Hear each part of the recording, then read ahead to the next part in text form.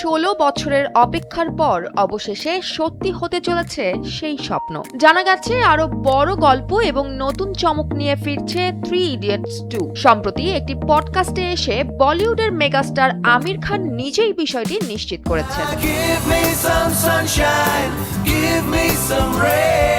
এই সিনেমার পরিচালনায় আগেরবারের মতো এবারও থাকছেন রাজকুমার হিরানি, চিত্রনাট্যে অভিজাত যোশী। এর আগেও বেশ কয়েকবার সিকুয়েলের কথা শোনা গেলেও বাস্তবে তার রূপ নেয়নি। তবে এবার যেখানে আমির খান নিজেই বলেছেন, তার মানে ঘটনা সত্য। তিনি জানিয়েছেন ইতোমধ্যেই নতুন গল্পটি তিনি শুনেছেন।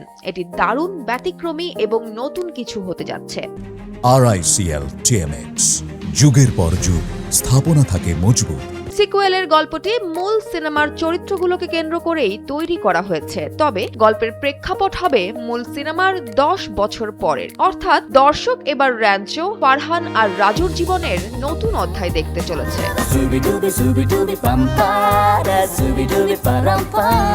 2009 সালে মুক্তি পাওয়া 3 ইডিয়টস শুধু একটি সিনেমা ছিল না, এটি ছিল সমাজের শিক্ষা ব্যবস্থা, বন্ধুত্ব আর নিজের স্বপ্নকে অনুসরণ করার বার্তা। সব মিলিয়ে যা হয়ে উঠেছিল ভারতীয় সিনেমার এক মাইল ফলক। এই সিকুয়েল নিয়ে যদিও গত বছর আর মাধবন এবং আমির খান দুজনেই এর সম্ভাবনাকে কিছুটা অবাস্তব বলেই উড়িয়ে দিয়েছিলেন, কিন্তু নতুন চিত্রনাট্য সেই জল্পনা একেবারেই পাল্টে দিয়েছে। আমির খানের মতে তার অভিনীত র্যাঞ্জো চরিত্রটি তার ক্যারিয়ারের সবচেয়ে জনপ্রিয় চরিত্র এবং দর্শকরা আজও এটিকে নিয়ে আলোচনা করে। তাই এবারও তিনি ফিরতে পারেন তার জনপ্রিয় চরিত্র ফুংসুক ওয়াংরু বা র্যাঞ্চো হিসেবে। যদিও এখনো পুরো কাস্ট বা মুক্তির তারিখ ঘোষণা করা হয়নি, তবুও ভক্তদের উত্তেজনা ইতোমধ্যেই তুঙ্গে।